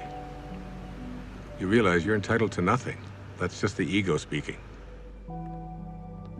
So the fundamental truth is that you must be like what you came from. If you came from divinity, you must be divine. If you hold your hands up and say, these are the hands of God, then what does God do with his hands? God is just giving. That's all God knows how to do. Hi. How are you this morning? Better than yesterday. That's a good way to be. Not better than anybody else, just better than you used to be. Hey, I was wondering, is there a place around here where I could actually buy some flowers? I wanted to bring some back for my wife. I can let you have some of these if you want. Really? Yeah. I mean, they're not fancy like you get in a flower shop. They're just indigenous roses. A little more rustic. I think my wife might actually like that. Hey, no, wait, let me help you. Cut just above the leafy part there, and above the leafy part, and try to do it on an angle. Hey, there you go. Good. Can you tell I've never done this before? Not much of a gardener? No. I usually pay people to do my gardening. People who actually know what they're doing, like you. Oh, well, I get a lot of satisfaction out of it. I've never really seen the value in flowers, I guess. Don't you ever send your wife flowers? No. Oh, that sounds bad. It's a new day. Yes, it is. You know, there are over 200 species under the genus Rosa. And there's a rose database that has, I think it was over 6,000 variations of roses. Seems almost excessive. Here. Thank you very much. Can I give you a tip? No, thank you. You sure? It's okay. Well, I'll be sure to tell the owner of this place what a great staff he has. You just did. You? You're the owner. No, I really am. I apologize. I thought you were just the gardener. That's an easy mistake to make. I saw you watering the plants. Plants need to be watered. Yes, they do. Thanks again.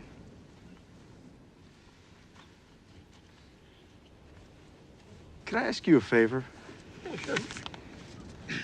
I'm here for a board meeting. Yeah, I know. You were at the House of Promise, right? Yes, and I've got to give this to the executive director, but I don't know what room she's in. Oh, I can find it. Well, actually, could you give it to her for me?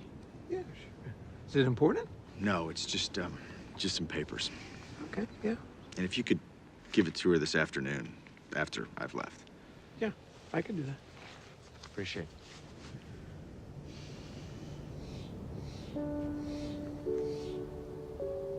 So you shift your thoughts from what can I get to how can I offer, how may I serve? If your attention is off yourself and about giving, the universe will respond by giving back to you. The universe will say, how may I serve you? But you have to be in a place of service yourself. That's when the transition is complete, when you move into that place that is without ego.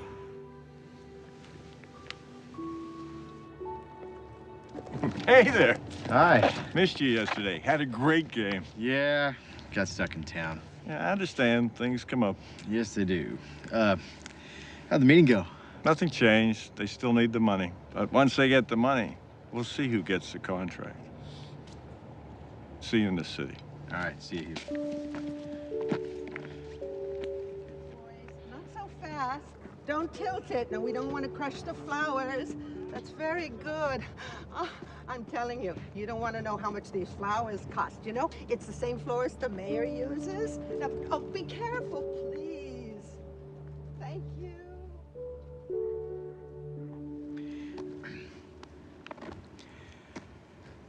How about the name Rose if it's a girl?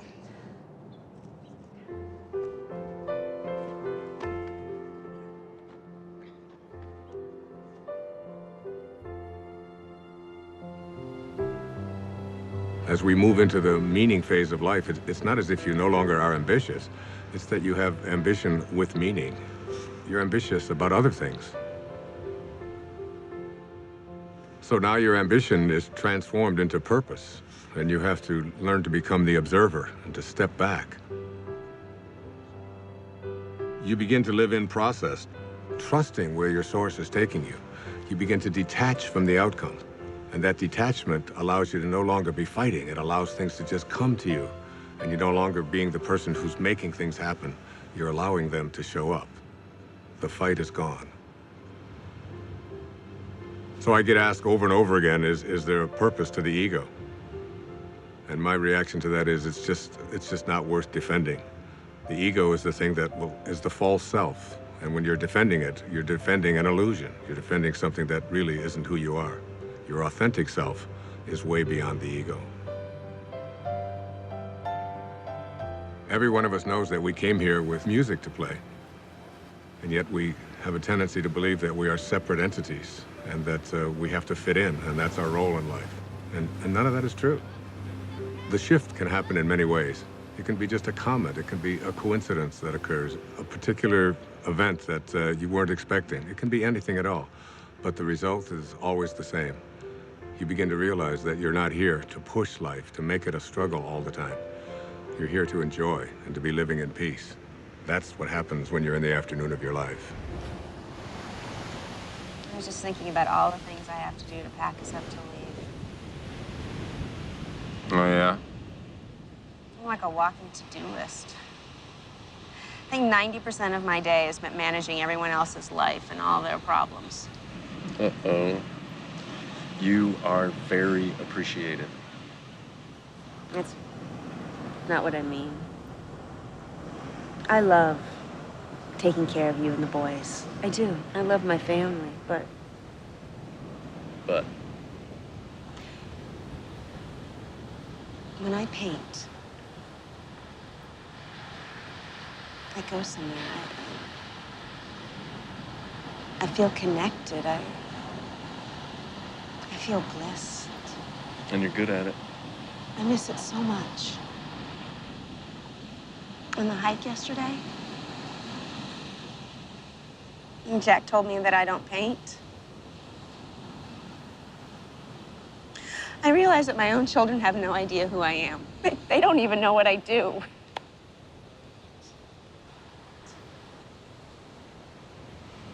So do it. Really? Yes, absolutely. Thank you. I want to stay here. What? Just for a week. Right now, just this next week. What, you think I'm gonna leave you here all alone? Jason, every cell in my body wants to stay here just a little bit longer. Just... I'm hearing you, but I have no idea what you're saying. I need to reorient myself. I need to find my way back, and I need solitude to do it. Gwen, you're a mother of 2 small children. You don't get solitude. Jason, you have to know I love you. And I love the kids, and I I am still us, but I am more than this.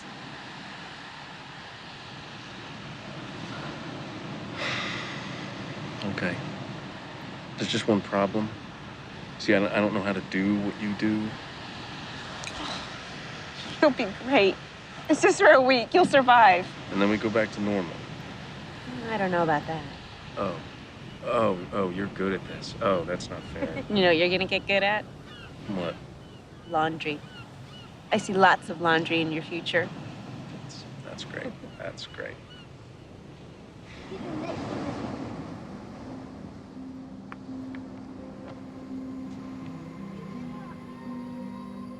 If you want to see the doors open in your life, you detach yourself from what the ego says, and you allow yourself to live from this divine place called spirit. And what Lao Tzu called the virtues, he said there are 4 of them. The first of these is reverence for all of life, which is respect. The second is sincerity, which is really nothing more than just honesty. The third is gentleness, which manifests itself as kindness in our life. And the fourth is supportiveness, which just manifests itself as service, offering service to others. Those are the 4 virtues. And Lao Tzu asks us to live by them. There's a great quote by the poet Hafiz. He said, even after all this time, the sun never says to the earth, you owe me. Just think what a love like that can do. It lights up the whole world.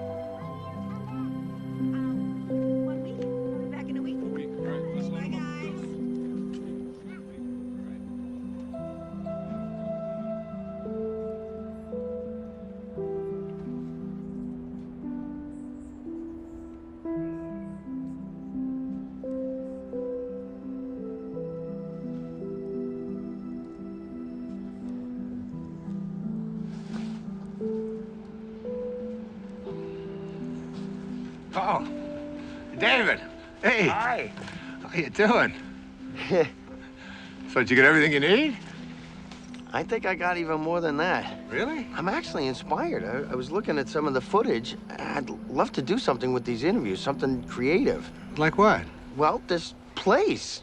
There's something happening here. What you're talking about, the people, themes, I think I can really do something with Wait a second. I thought you were just a technician on this shoot. Isn't that what I heard you say before?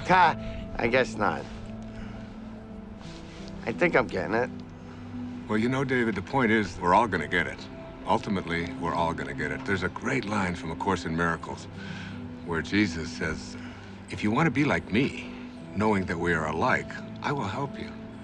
If you want to be different than me, I will wait until you change your mind. And you will change your mind. And really, isn't it the ultimate thing is, why should we have to die in order to get it? We ought to be able to get it while we're here. It's been a pleasure. Thank you, my friend. God bless you.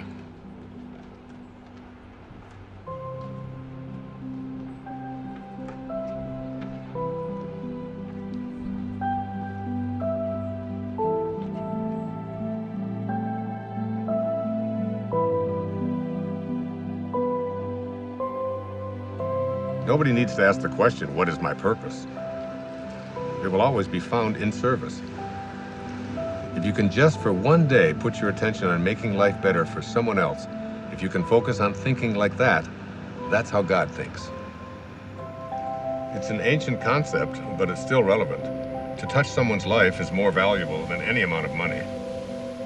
My friend Byron Katie says, to believe that you need what you don't have is the definition of insanity.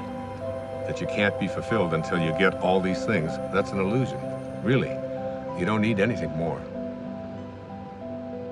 It doesn't matter what it is you do, You could be a cab driver, a teacher, a factory worker, a manager. What matters is that you put your attention on how may I serve. Think of the people you go to, whoever you are in your path. You can run an entire business this way, not being attached to outcome, putting attention on service. Your life becomes about living those virtues. How can I serve? How can I be gentle? How can I be reverent? Thinking like that means you're living in meaning. The messages of the morning are about what you can and can't do, about how society defines you. But in the afternoon, after the shift, it's about connecting to an energy that's taking care of everything, and we're all just being done. Try to stop yourself from breathing, from your fingernails growing. Living the virtues is all we need to do. The truth is, I feel something else is in charge of all of this. So it's really about surrendering to it. Surrendering to something that is bigger than you, that you are connected to, and that's really in control of everything.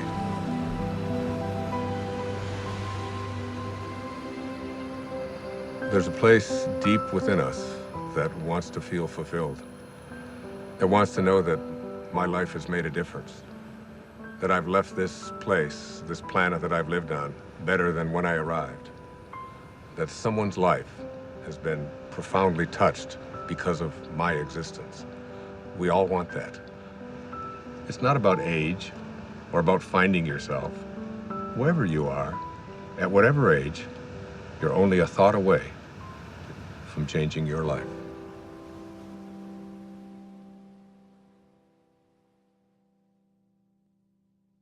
This is not a race.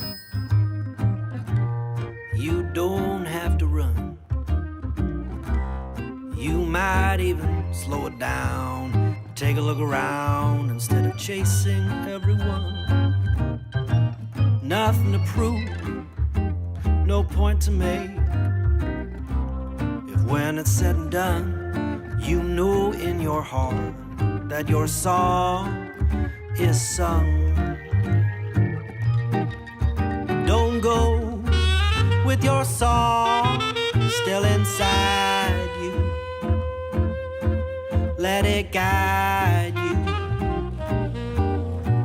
every day. We all know that it's good to be humble, but don't mumble your life away. You could lose it all.